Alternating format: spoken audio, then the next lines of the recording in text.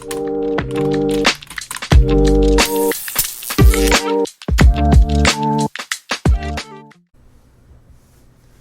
what's up YouTube? It's True again with another Cafe Yocto episode featuring the phyCORE-AM62x system on module and development kit.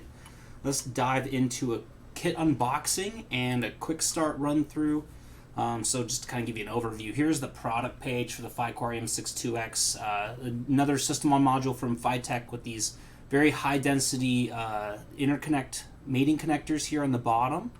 You could go ahead and buy that development kit here easily and then access the developer wiki through these links on this product page. And then just a quick overview of the product itself. This AM62 processor from Texas Instruments is really well suited for industrial HMI applications. So HMI stands for human machine interface. So think touchscreen graphical user interface. This guy has a graphics processor built in. It has a dual display capabilities, camera, audio capabilities.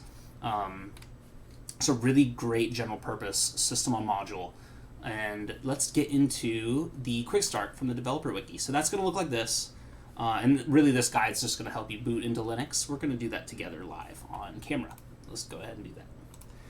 So the kit box is going to look like this. Here's a cardboard box with the sticker on the side. We're going to have the kit part number, the software release that the kit was prepared with, and then the serial numbers for both the kit and the system on module. The kit would be the carrier board for the development kit.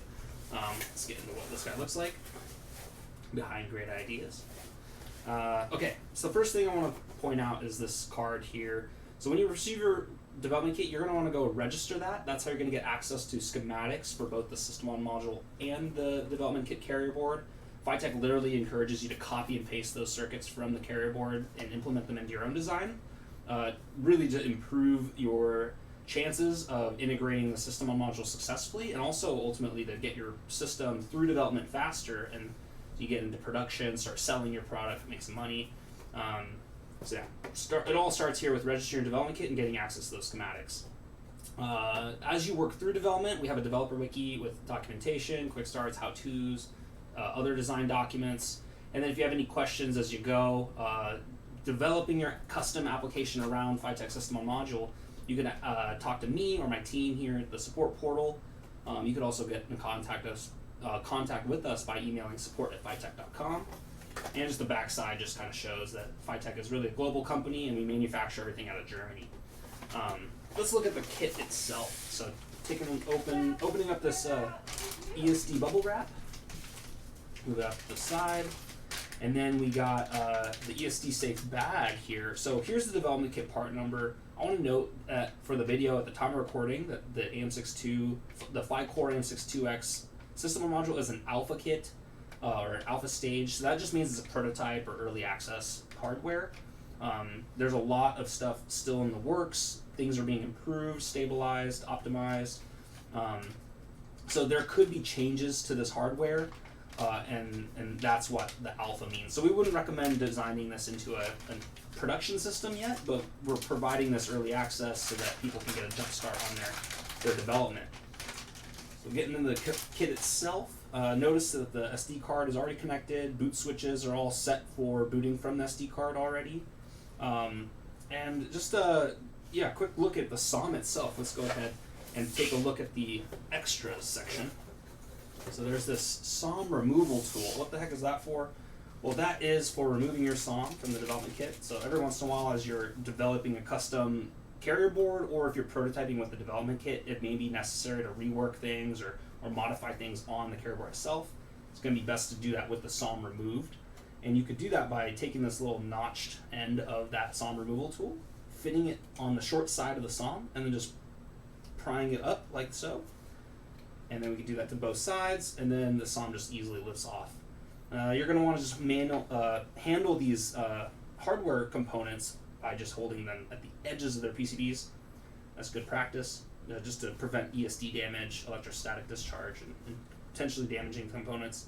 So here again is those 240 super dense industrial connectors here, and they're keyed. So when you connect this back up, just make sure that they're aligned correctly, and then you just give it a nice press through the top, try to touch the edges as much as possible, and looks like that's good. So let's get into booting this up. There's a couple more things that we need to do that, included here in the extras. So we got a power supply, we got a micro USB cable, and we got Ethernet cable. So let's set that aside. I got all that prepared for my own station here. Looking at the kit itself, there's a few things to note. So we have 2 micro USB connectors and 2 USB-C connectors. The 2 that are over here, situated on the edge, the short edge of the board together, these 2 are going to be your power and your serial communication ports. These 2, this one is USB-C here in the middle of this long edge of the board, X34. USB-C. This is a USB-C USB port. So this is not for supplying power to the SOM, and this guy is actually for the XDS 110 JTAG debugger that's populated on the carrier board itself. So both of these could mislead you here in the initial boot up. So just focus on these 2 that are located across from each other on the short edge. So in order to boot this up, we're going to first need to connect our serial terminal. That's going to be our micro USB connector. Connect that to your Windows host machine, and again, the USB port situated across from the USB-C port. All right, got that connected. Let's hop over to the machine.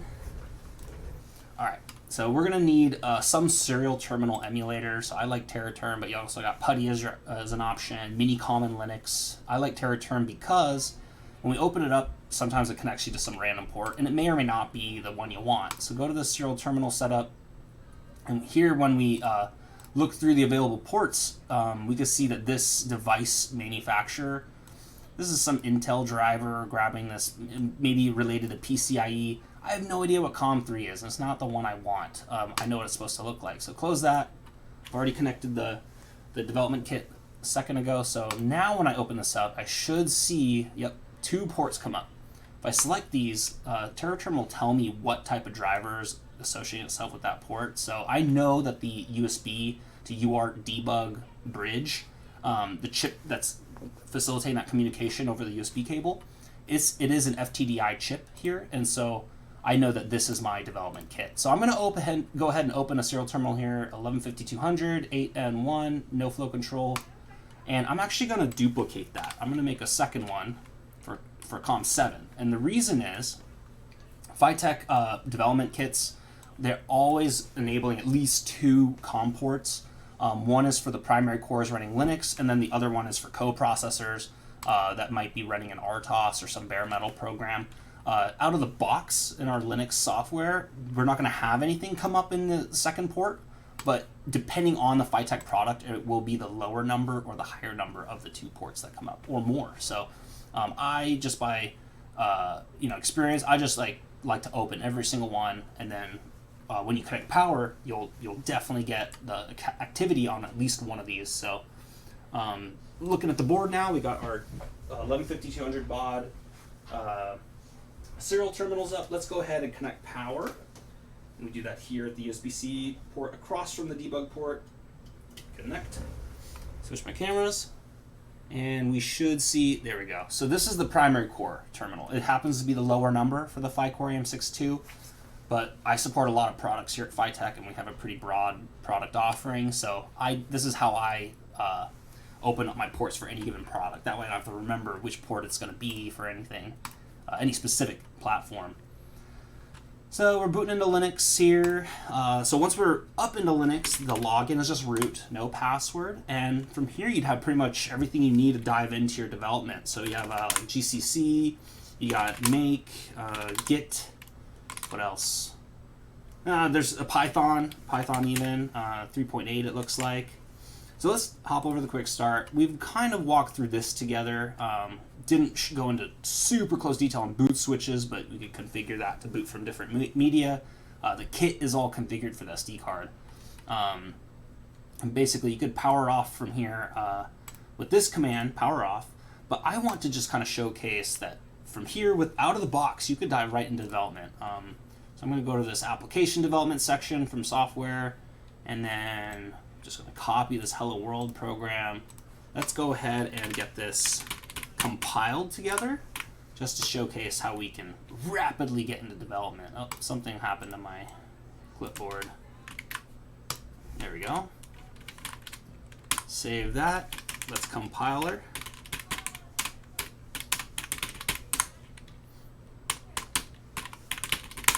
And boom, rapid development with the phyCORE-AM62x system module.